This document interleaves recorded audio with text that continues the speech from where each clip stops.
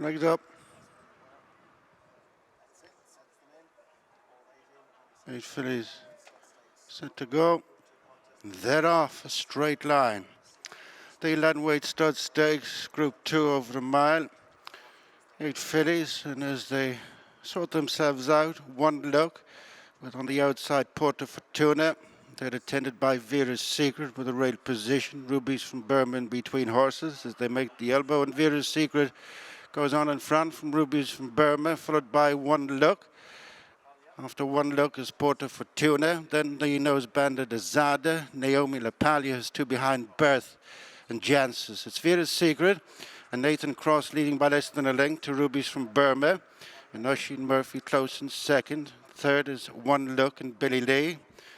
Has quite a good record in the race. Alongside is Porta Fortuna and Ryan Moore as they come on past the halfway stage. Then Azad and Chris Hayes, Naomi LaPaglia, Colin Keane is 2 behind Jancis, Declan McDonough and Birth, Dylan Brown McMonaghan.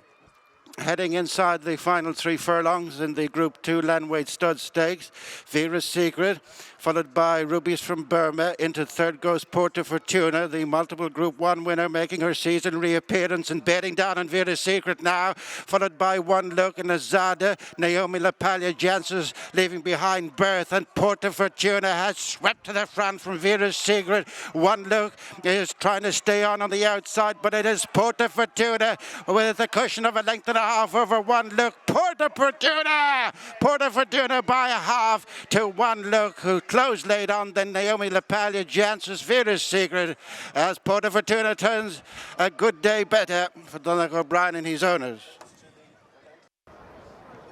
Porta Fortuna then is back with a bang, and despite proving easy to back, she returns to 5-4 favourite. She's mastered One Look, who's run a big race in second. Billy Lee's hot streak in this race has come to an end, but there wasn't much in it as they hit the line.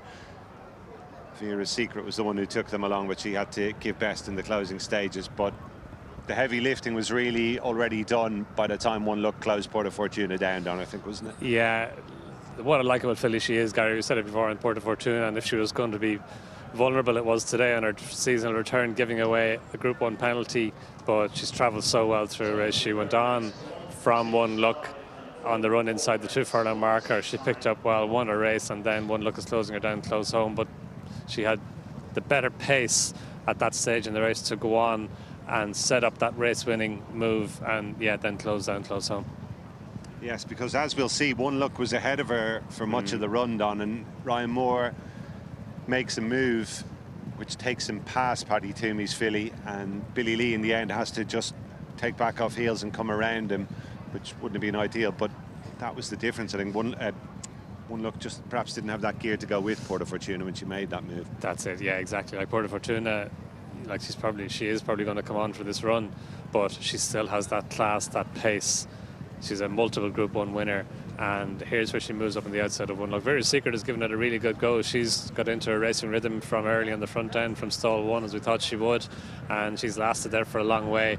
But Porta Fortuna, she's just travelling a little bit better than One Look, so she's able to move up in front of her, go on by half a length on the run to the 3 furlong marker. They just passed the 3 furlong marker there, and yeah, that's the race there, isn't it? Because she's just travelling better than One Look. She's able to secure that position. Ryan Moore moves her across to her right, and then Billy Lee has to get after One Look, and she, in fairness to One Look, she's picked up well, but then Porta Fortuna has gone on. One Look has to come around. Ability switches his whip into his right hand, and One Look has finished off her race really strongly.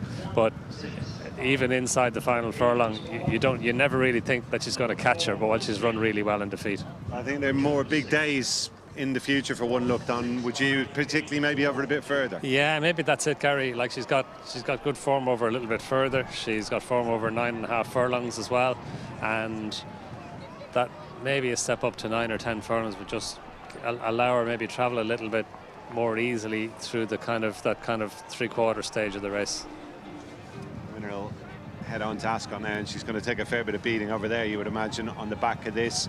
Jancis couldn't quite get to the principals, Don. Do you think it was a fair enough run nonetheless? Yeah, I thought she's run well, Gary. She was back in the field, and she stayed on well towards the near side and was involved in a photo finish for 3rd place. But you know, she has to, this is her style of racing. She likes to be held up and to come with her run.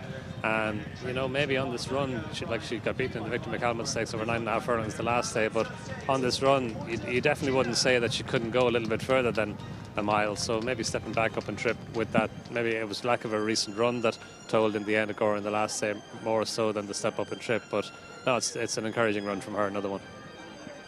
There is our winner, Porta Fortuna. That's her 8th career success. As I say, 4 of them have been at the highest level, and that's where she'll be heading back to before too long, and turning into quite the afternoon for Donnacha O'Brien, and he might not be finished yet, who knows. You won't mind winning the 1,000 guineas as well, potentially later. Could happen.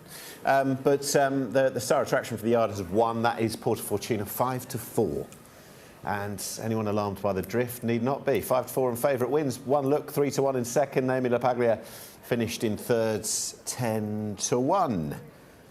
Porta Fortuna is back. 23 days until the Queen Anne. She is now 6-1 from 8-1 with Curragh. And when you consider that, there you go. When you consider the likes of Rosallion, Lead Artist, Dancing Gemini, Notable Speech, they're all quite tidily tied in. The Lockinge horses, she's thrown herself right in the mix there. And also, while we're on the topic of prices, only 2-1 about Albert Einstein for the Coventry has since gone 6-4. Porta Fortuna is back. What would you give that out of 10? You've got to give it a 10 out of 10, yeah. Considering the other jockeys in the race have ridden to suit them. She's beaten 2 fit horses. You just look, Nathan Cross on Vera's Secret's got a nice tune out of her, set a nice pace and quickened on the front end. And Billy Lee on One Look, who finished second, he kept Ryan Moore out, and she had to travel 4 wide the whole way. Ryan couldn't do anything about it. Billy was not letting them drop in and put him on heels, so made her do it the hard way. And I thought she hit the front, looked like she was going to go away, and she probably got a little bit tired, which is entitled to. First run since November, giving a bit of weight away to race fit horses. But what a tough filly she is, and she doesn't know how to get beat, does she? She's just a superstar. Let's check in again with Donnacha O'Brien after Donnacha, your pride and joy, Porta Fortuna, has delivered the goods once again on her seasonal bout. Just how much of a thrill did you get out of seeing her back? Yeah, it was lovely. It was a lovely starting point for her there. Ryan said she relaxed lovely. She quickens up really well, and he said she got a little bit idle, maybe got a little bit tired the last furlong, but it was just perfect for her. It should leave her spot on for Ascot. I know the second did close down the gap near the finish, but she had the hard work done by that stage, didn't she? Yeah. In terms of her performance, did you see pretty much everything you were hoping for? Yeah, absolutely. Look, I thought if she was going to be vulnerable, it would be today, and she started to do that as she's got more experience. She's idle. She's the same in the matron. She quickens up, she puts the race to bed, and then she kind of does enough in front. So look, it was perfect. I couldn't be happier with her. And just how much sharper would you expect her to be for the Queen Anne, which obviously is going to be next? Yeah, well, she's quite a sharp filly. It's not really sharpness. It was more fitness-wise that she was probably 85-90% today. So look, in Ascot you have to have pace. It'll hopefully be quick ground and they'll go a good gallop, and you have to keep going. So there's no hiding places. But she needed to run today. But yeah, I think it should leave her spot on. She's obviously owned by international owners. Are you expecting her to do plenty of travelling again this year? Yeah, listen, we'll see how we'll see how she is. Obviously, Ascot is a big target. I know France was mentioned for the Jack Lamarwa and a few things like that. The Breeders' Cup has to be a possibility at the end of the year. So, and then in between you have races like the Falmouth, Sun Chariot, Prix Rothschild. If you want to go to France again, she's loads of options. She's a versatile filly. So hopefully it's going to be an exciting season ahead with her. It's been a terrific day so far. Does it feel in many ways the pressure is off now ahead of the Guineas later on? Yeah, I guess, listen, you always feel the pressure when you have big horses running in big races, but to get 2 winners on the board is great, and especially have Porta out and have her started for the season and everything went well is, it is a relief. Lovely to see you back, Donnacha. Thanks very much. Thanks, Gary. Thanks very much. Watch live racing now on racingtv.com.